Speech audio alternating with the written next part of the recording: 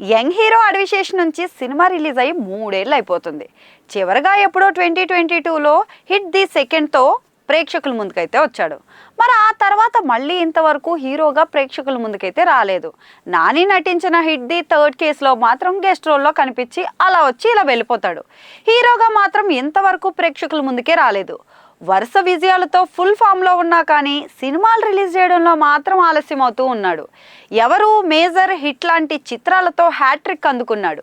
అలాంటి క్రమంలో double hat trick కొట్టాలనే కసితో ప్రయాణం చేసిన రిలీజులు మాత్రం ఆలస్యం అవుతూనే ఉన్నాయి. కానీ లైనప్లో ఉన్న సినిమాలు మాత్రం గ్యారంటీ హిట్ అనే టాక్ అయితే బలంగా ఉంది.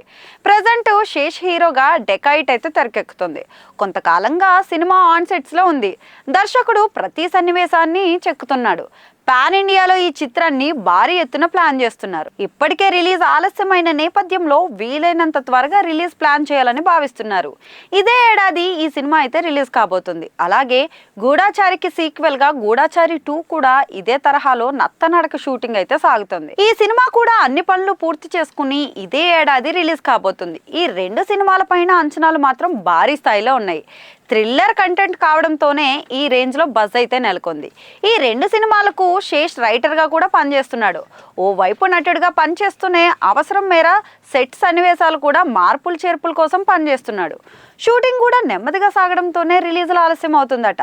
మరి ఎలా లేదన్నా కానీ 2025 కల్లా రిలీజ్ లాంఛనమే.